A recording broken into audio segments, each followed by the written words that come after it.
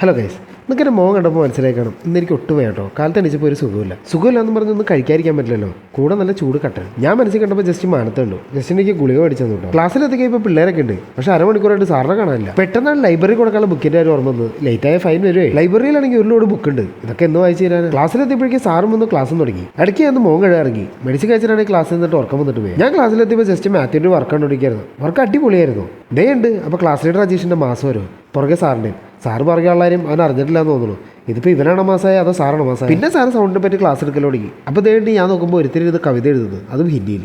Lunch break അയക്കുമ്പോഴേക്കും എല്ലാവരും പറഞ്ഞു ഇന്നൊരു വെറൈറ്റിക്ക് പുറത്ത് പോയി ചിക്കൻ ബിരിയാണി കഴിക്കും. അങ്ങനെ എല്ലാവരോടും ചിക്കൻ ബിരിയാണി കഴിക്കാൻ വേണ്ടി ഇറങ്ങിയിട്ടു. എനിക്കാണെങ്കിൽ വയ്യാത്തോട് ചിക്കൻ ബിരിയാണി കഴിക്കാൻ ഉണ്ടായില്ല കേട്ടോ. അതുകൊണ്ട് ഞാനും ജസ്റ്റിനും മീൽസാണ് പറഞ്ഞത്. ഇവർ ചിക്കൻ ബിരിയാണി, ബാക്കിയുള്ളവരൊക്കെ അപ്പുറത്തിരിക്കണം കേട്ടോ. ഇരിക്കാൻ സ്ഥലമില്ല. നമ്മൾ കഴിച്ചിട്ട് ഇവർ കഴിച്ച് കഴിഞ്ഞിട്ടുണ്ടായില്ല കേട്ടോ. ഇവരാണെങ്കിൽ എല്ലാവരും ചോറിൽ കളം വരച്ചുകൊണ്ടിരിക്കുക, കഴിക്കാൻ പറ്റും. എല്ലാവരും കഴിച്ച് കഴിഞ്ഞ് കോളേജിലെത്തി ഒറ്റ ഇരിപ്പായി. പാമ്പ് കഴിഞ്ഞ പോലെ ആർക്കും ഇറങ്ങാൻ പറ്റില്ല. അടുത്ത ലെക്ചർ അറ്റൻഡ് ചെയ്യാൻ വേണ്ടി ക്ലാസ്സിലെത്തി. സാറിന് ഭാഗ്യം എന്ന് പറഞ്ഞാൽ മതിയല്ലോ. 5 മിനിറ്റ് കഴിയുമ്പോഴേക്കും കറണ്ട്. പിന്നെയുള്ള ക്ലാസ് പുറത്തായിരുന്നു. എല്ലാവരും വരുന്ന ഒരു ഗുരുകുല സമ്പ്രദായ സെറ്റപ്പിലായിരുന്നു കേട്ടോ. ക്ലാസ് കഴിഞ്ഞപ്പോഴേക്കും കാർത്തിക് എനിക്ക് ജസ്റ്റിന് കഴിക്കാനും കട്ടനും മേടിച്ചത്. എല്ലാം കഴിഞ്ഞ് നമ്മൾ വീട്ടിലെത്തി. രാത്രി ഇപ്പോൾ ജസ്റ്റ് എനിക്ക് വേണ്ടി 2 പഴം മേടിച്ചോണ്ടു കേട്ടോ.